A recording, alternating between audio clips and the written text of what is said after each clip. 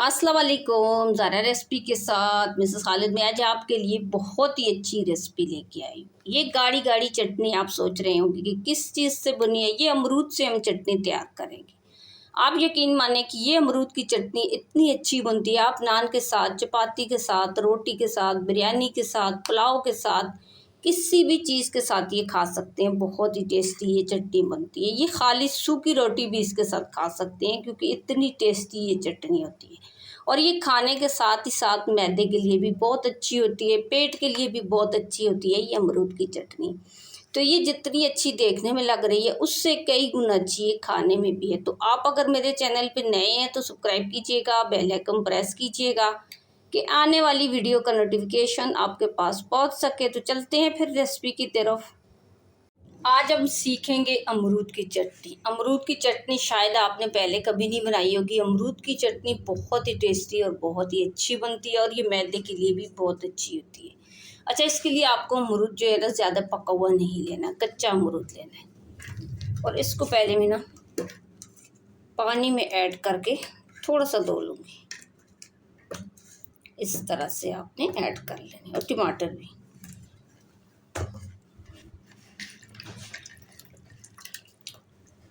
और अब अमरूद के आपने जो है ना, ये देखिए, इसके बीज आपने निकाल लेने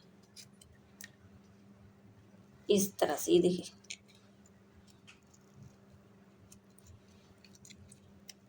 ये छुरी की मदद से ना आपने बीज इसके निकाल लेने एक एक करके। ये देखिए,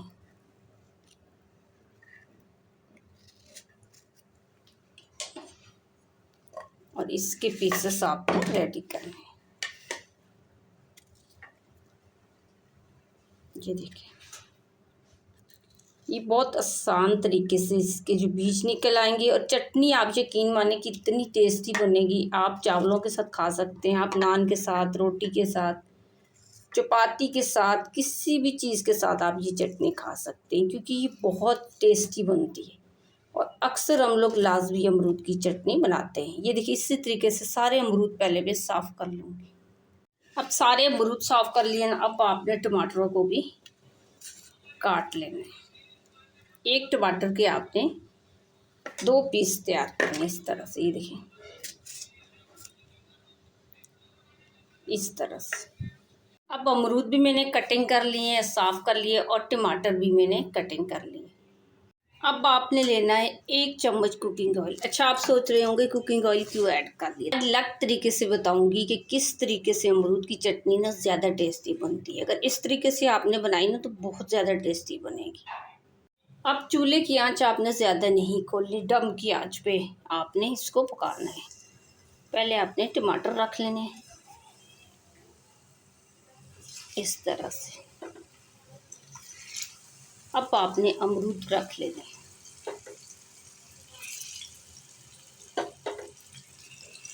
ये उल्टी साइड आपने रखनी है। देखिए, इस तरह से, ऐसे सारे अमरूद आपने ना इसी तरीके से रखनी है। ये देखिए, ऐसे। और ये अलग अलग चीज़ें आप बनाया करें कि एक ही चीज़, एक ही चटनी हम खा खा के बोर हो जाते हैं, तो अलग कुछ ट्राई नहीं करते। तो आप अलग अलग रेसिपी भी ट्राई किया करें। ये डालने के बाद अब मैं इसके अंदर ऐड करूँगी लहसुन। तकरीबन 4 कली लहसुन की आपने छील कर वो भी ऐड कर लें। इस तरह से डाल लेना और लहसुन भी इसके अंदर पक जाएगा। अब आपने डम की आंच पे ना कम से कम 6 से 7 मिनट के लिए इसको रख देना है। और जब तक ये रेडी होता है उस वक्त तक मैं बाकी चीज़ें इसके लिए रेडी कर लेती। अब हमने लेना है धनिया और पुदीना। अच्छा, बाज़ लोग जो है ना पुदीना नहीं ऐड करते, और पुदीना बहुत ही अच्छा होता है चटनी के लिए। इसको भी आपने ना खोल लेना है इस तरह से। अब ये पुदीने की ना आपने, ये देखिए, ये पत्ते उतारने हैं। और ये पत्ते बहुत आसान तरीके से, ये देखिए, लग हो जाएंगे। टहनियाँ इसकी आपने अलग कर लेनी है। और एक साथ आपने नहीं कटिंग करनी क्योंकि ये अलग अलग डालेंगे ना तो आपको पता चल जाएगा कि साफ़ कौन सा है और ख़राब कौन सा है। ये देखिए, इस तरह से आपने एक बर्तन लेना है और इसके अंदर आपने ऐड करना है। अच्छा, पूरा मैं ऐड नहीं करूँगी, थोड़ा सा जो है ना पुदीना लूँगी, अंदाज़े से आप लोग भी ले लेना। अच्छा, ये जो टहनियाँ होती है ना, ये अगर आपके पास गमला है तो आप ये गमले में लगा दें तो ये आपके पास पुदीना भी उग जाएगा। ये टहनियाँ से ना पुदीना पौधा जो है ना आसानी से निकल आता है। इस तरह से मैं डाल लूँगी। अब ये देखें, ये बहुत है। अब मैंने लेना है थोड़ा सा धनिया, ये देखिए, पुदीने से धनिया थोड़ा सा ज़्यादा आपने लेना है, ये देखिए।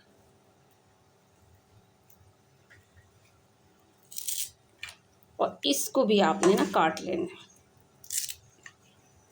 और कटिंग करने के बाद 4-5 पानी से ना आपने अच्छे से साफ़ कर लेना है, क्योंकि ये धनिया हो गया या पुदीना हो गया ना, इसके साथ मिट्टी होती है, तो इसको ना 4-5 पानी से आपने अच्छे से पहले साफ़ कर लेना है।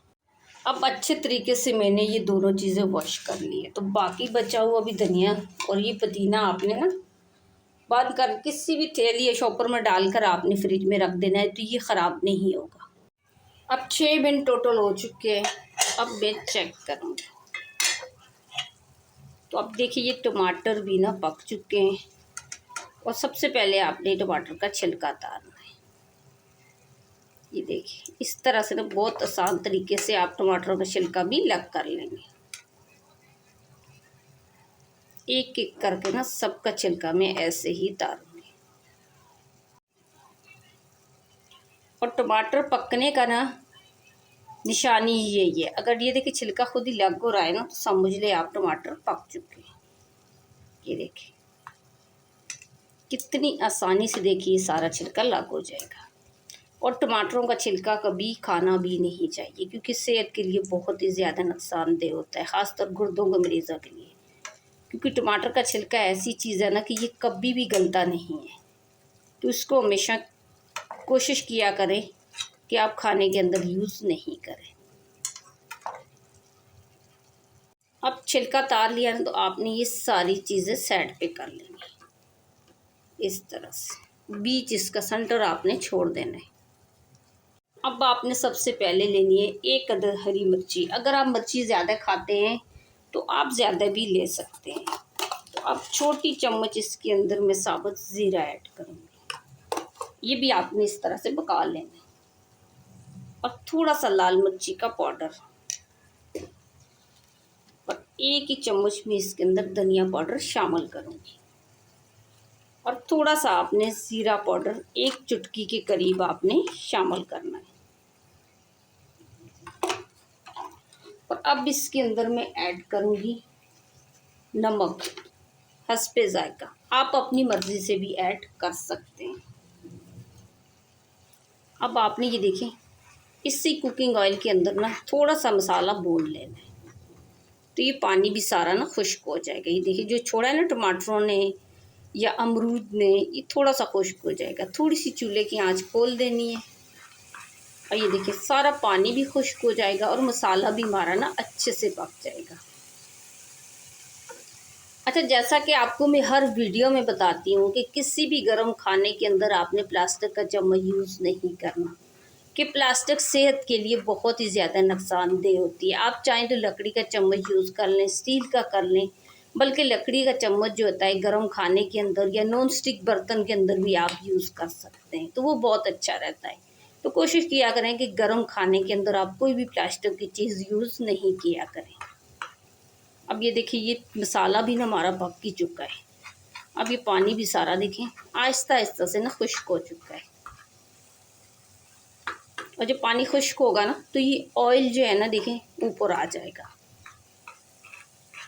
ये थोड़ा सा हमने और भूनना है। और मसाले आप अपनी मर्ज़ी से भी खा सकते हैं। अगर आप मसाले ज़्यादा खाते हैं तो ज़्यादा भी ऐड कर सकते हैं। अभी देखिए ये तैयार है। अब मैं चूल्हा बंद करूँगी और पहले मैं इसको ठंडा कर लूँगी। थोड़ा सा ठंडा कर लेती हूँ, तो फिर बताती हूँ कि आगे हमने चटनी किस तरीके से बनानी है। अब देखिए ये अच्छे से ना ठंडा हो चुका है। अब आपने लेना है जूसर मशीन का जग और इसके अंदर ये सारी चीज़ें ऐड कर लेनी है। इस तरह से चम्मच लेकर ना आपने ऐड कर लेना। अच्छा, ये जो मसाला है ना, ये दही का पानी डालकर ना आपने ये मिक्स कर लेना इस तरह से। और ये इसके अंदर आपने ऐड कर लेना है।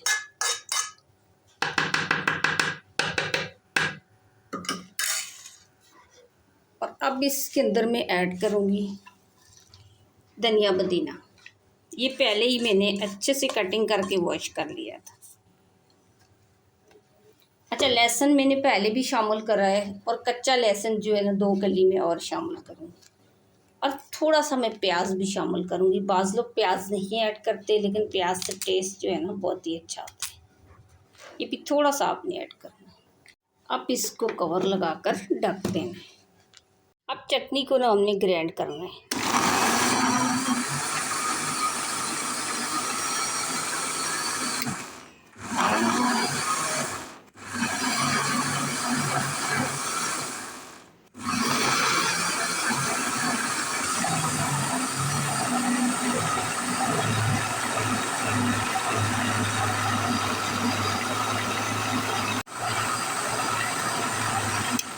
अब देखिए, इसको अच्छे से ग्राइंड कर लिया है।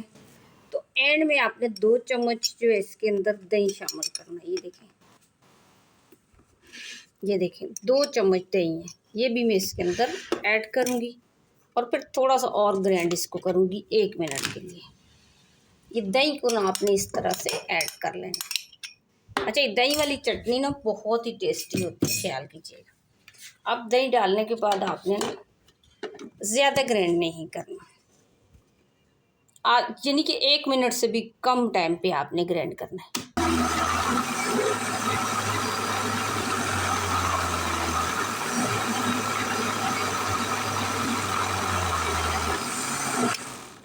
अब देखिए, हमारी चटनी ना तैयार हो चुकी है। अब मैं इसको उतार लूँगी। लो जी, हमारी चटनी तैयार हो चुकी है। अब आपने लेना है एक खूबसूरत सा बर्तन और इसके अंदर आपने चटनी ऐड कर लेनी है। माशाल्लाह देखिए कि कितनी गाढ़ी चटनी हमारी तैयार हुई है। और इसकी लुक देखें, इस तरह से आपने ना सारी डाल लेनी। अब देखिए, हमारी चटनी तैयार हो चुकी है। तो माशाल्लाह देखिए कि कितनी गाढ़ी और कितनी अच्छी हमारी ये चटनी तैयार हुई। अच्छा, ये चटनी आप नान के साथ, चपाती के साथ, रोल के साथ, किसी भी चीज़ के साथ खा सकते हैं। आप समोसों के साथ भी ये चटनी खा सकते हैं। ये चटनी जितनी अच्छी देखने में लग रही है, उससे कई गुना अच्छी ये खाने में भी है। अच्छा, इस चटनी को ना आप बिरयानी के साथ और पुलाव के साथ भी, अगर आप मटर पुलाव बनाते हैं तो साथ में अमरूद की चटनी बनाएं, तो ये बहुत ही अच्छी और बहुत ही टेस्टी बनती है। अच्छा, ये वीडियो अगर आपको मेरी अच्छी लगी तो मुझे लाइक और सब्सक्राइब कर दें कि आने वाली वीडियो का नोटिफिकेशन आपके पास पहुंच सके। अच्छा, इस वीडियो मेरी कुछ शेयर आप लाजमी कीजिएगा, क्योंकि अक्सर लोगों को पता ही नहीं होता कि अमरूद की इतनी टेस्टी चटनी बनती है और इतने सारे खानों के साथ ये खाई जाती है। तो आप शेयर करेंगे तो फ्री में कोई भी सीख लेगा और फ्री में किसी के पास भी ये रेसिपी चली जाएगी, क्योंकि देखिए कितनी गाढ़ी और अच्छी चटनी बनी है।